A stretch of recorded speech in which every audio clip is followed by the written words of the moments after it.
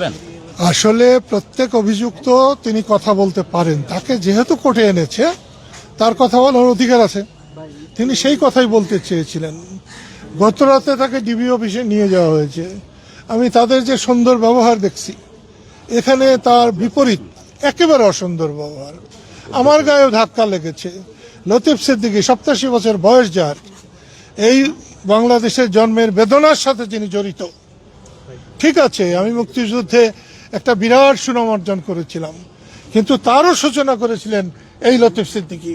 লতিফ সিদ্দিকী না হলে আমি একজন রিক্সা চালক হতাম অথবা গরুর রাখাল হতাম। আমি মনে করি সম্মানী ব্যক্তিদের সম্মান দেওয়া উচিত। ওনাকে হ্যান্ডকাপ পরানোর বিষয়টা কিভাবে? আমার হ্যান্ডকাপ নিয়ে কোনো ব্যাপার নাই, এটা সরকার বুঝবে।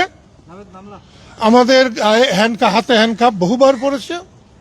হ্যান্ডকাপকে আমরা খুব একটা খারাপ কিছু মনে করি না। বিবাহের সময় মেয়ের হাতের চুড়ি যেমন দেওয়া হয় আমরা ওরকমই মনে করি। আপনার ভাইয়ের বিরুদ্ধে মূল অভিযোগটা কি? আমি এ কথাটা স্পষ্ট করেই বলবো, মানুষ বাঁচে কদিন? ওনার 87 হয়ে গেছে, আমার 80 হয়ে গেছে। এখন যদি উনি কোনো অপরাধের দায়ে, যে অপরাধটা করেন নাই, তার ফাঁসি হয়, আমরা সাদরে গ্রহণ করব, কারণ আল্লাহ তাআলা তাকে তখন মুক্তি দেবেন, আল্লাহ নিজেই বলেছেন। উনি নিজেই তার ফাঁসি চাচ্ছিলেন, এটা কি বলেন? উনি যেটা বলছিলেন এই কথাটাই আমি যে কথাটা বললাম, যে বিনা অপরাধে যদি তার ফাঁসি হয়, তাহলে তো দুনিয়ায় যে ভুল ত্রুটি করেছেন সেগুলোর থেকে তিনি মাফ পাবেন, এবং আমরাও সেটা চাই। ওনার বিরুদ্ধে মূল অভিযোগটা কি আপনারা কি জানতে আমি পেরেছেন? নিজেই বুঝতে পারলাম না। ওনার বিরুদ্ধে অভিযোগ শাপলা চত্বরের গণহত্যার একজন, কি বলবো, পরিকল্পনাকারী বলা যায় না, কারণ তিনি কিচেন ক্যাবিনেটেও ছিলেন না, তিনি তখন পাট মন্ত্রী ছিলেন। পাট নিয়ে হত্যা চলে। আমি আপনাকে মুক্ত কণ্ঠে বলছি, এরকম ক্যাবিনেট, কিচেন ক্যাবিনেটে লতিফ সিদ্দিকী ছিলেন না।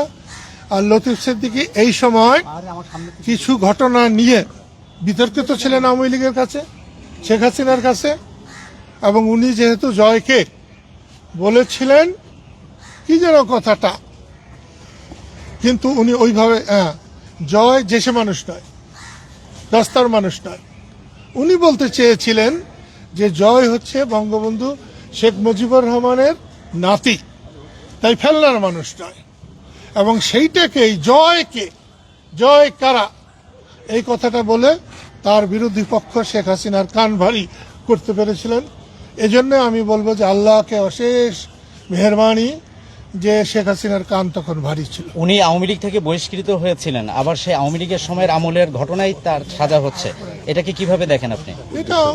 এটা একেবারে অন্যায়, উদ্দেশ্য প্রণোদিত, এবং এটা একেবারে অচল। আপনারা কিভাবে আইনি লড়াইটা লড়তে চান? লড়বো, আইনের লড়াই যেভাবে লড়ে ঠিক সেভাবে। মানে আপনার ভাই একেবারে নির্দোষ বলতে চাচ্ছেন? এ ব্যাপারে একেবারে।